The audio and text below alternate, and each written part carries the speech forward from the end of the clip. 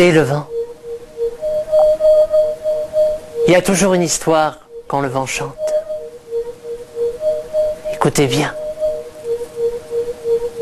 C'était il y a longtemps. Quand il y avait un temps avant le temps. Quand tout était possible. Quand la magie était reine. Au temps où les bêtes parlaient aux hommes. C'était au-delà du 29e royaume, en Russie. Dans un petit village, parmi une poignée d'hommes et de femmes, vivait un couple de vieillards, près de la forêt. Ils avaient connu une vie longue et douce, pas trop rude, assez paisible, au milieu de leurs chiens, de leurs animaux, du chat, et puis de leurs poules. Ils avaient, oui, tout ce qu'il leur fallait. Ils se convainquaient du moins. Parce que il y avait quand même quelque chose qui depuis des années attisait le désir de leur cœur. Ils voulaient, oui, vous l'avez deviné, ils auraient voulu avoir un enfant. Ce jour-là, c'était l'hiver qui venait d'arriver, avec le grand manteau blanc de neige épaisse.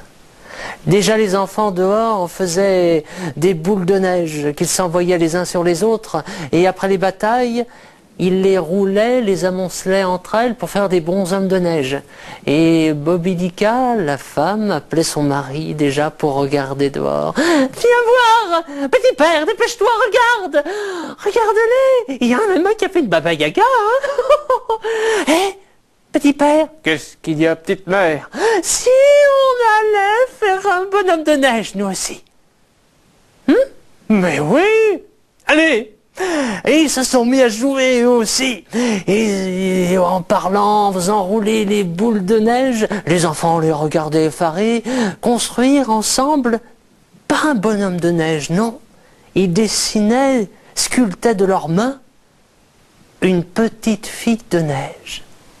Mais déjà tous les enfants étaient partis pour la soupe.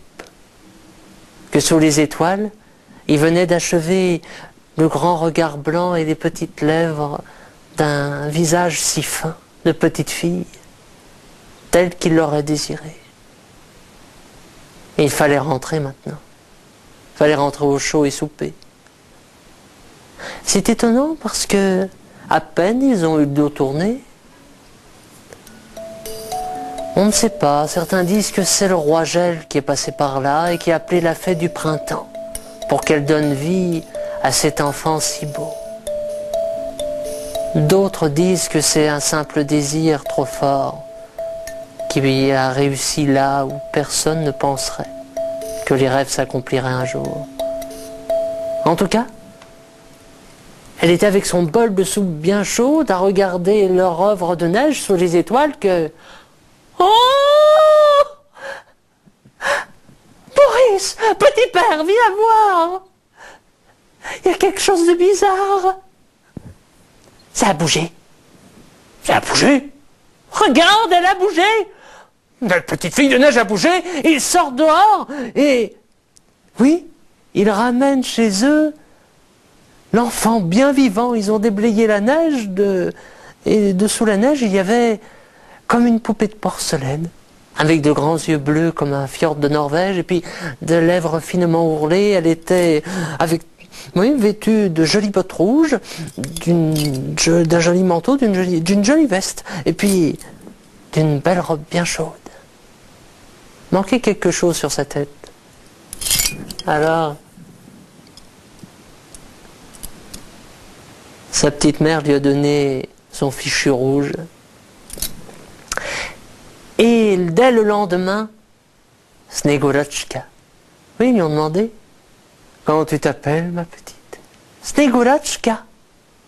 Petite fille de neige, que c'est joli. Et Snegurotchka était devenue la vedette de tout le village. On venait tout le monde, tous les enfants. Ils discutaient, elle leur racontait des histoires incroyables des mondes froids de l'hiver et du roi gel. Elle sculptait avec eux des bonshommes de neige ou même des monstres inconnus, des animaux incroyables. Et aussi, dès que Ivan, le berger qu'il avait vu et était tombé amoureux au premier regard, dès qu'il jouait de la flûte, elle dansait, tournoyait aussi légère qu'un flocon de neige. Ainsi en allait le temps, tout l'hiver. Mais dès que la neige a fondu au printemps, son cœur qui était déjà glacé s'est encore plus renfermé sur lui-même. Elle est restée encore plus près des courants d'air, encore plus loin du feu qu'auparavant. De toute façon, il n'y avait plus besoin de feu, c'était le printemps. Elle restait près du froid, près des carreaux gelés qui étaient en train d'être réchauffés par le soleil de printemps qui, jour après jour, gagnait du terrain. Elle restait dans l'ombre, jamais la lumière. Elle ne donnait toujours pas de câlin, comme depuis son arrivée, ni envie, ni d'embrassade. Elle mangeait, par contre, plus du tout de neige. Elle qui mangeait des soupes de neige, plus rien. Elle restait là, dans son coin. Alors, dès l'été, Ivan est arrivé. Il a ouvert la porte, il a dit « Bon, ça suffit. Allez, Snegulochka, viens, avec petite mère et petit père, on t'attend, on va aller ensemble. Allez, viens, il n'y a plus que toi, tout le village est au bûcher de la Saint-Jean, viens dans la forêt. » Bon, d'accord. Et la jeune fille qui avait passé tout son temps comme ça dans la maison, elle s'est retrouvée devant tout le monde. Elle qui savait autant gagner pendant les batailles de neige, elle se retrouvait toute timide devant cette assemblée, devant ce grand bûcher, devant les grandes flammes qui léchaient le ciel, en pleine forêt dans la Saint-Jean. Puis il y a eu la musique, ils se sont mis à danser. Elle s'est effrayée. Oui, elle a couru, elle s'est enfuie là-bas, dans la forêt. Là où il y a un ruisseau bien frais et où l'ombre est la plus forte. Ivan l'a suivie, n'a rien dit. L'a regardé dans ses grands yeux bleus perdus, s'est approché doucement et l'a embrassé à la russe, sur les lèvres. Aussitôt, le cœur gelé, la glace s'est brisée. Aussitôt, il a battu très fort. Aussitôt, le rose aux joues est venu sur les joues blanches de porcelaine de Snegulochka. Aussitôt, elle lui a pris la main et elle l'a suivi. Ils ont dansé jusqu'au bûcher. Ils allaient par-dessus les souches des bois, au milieu des fleurs odorantes.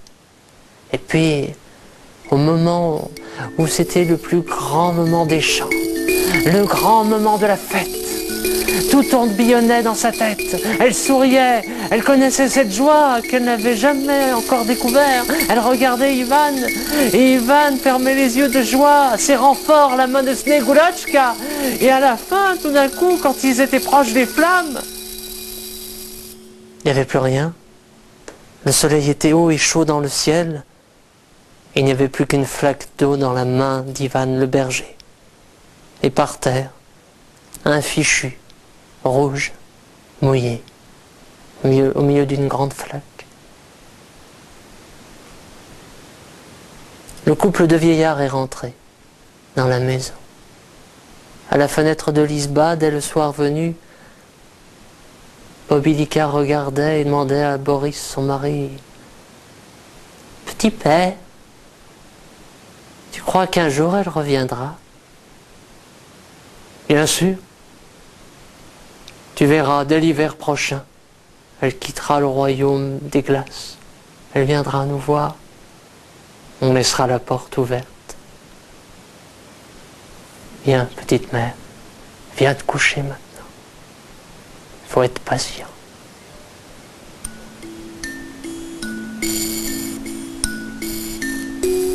Et aujourd'hui encore, il y a une porte ouverte quelque part dans un village de Russie, à attendre une petite fille des neiges.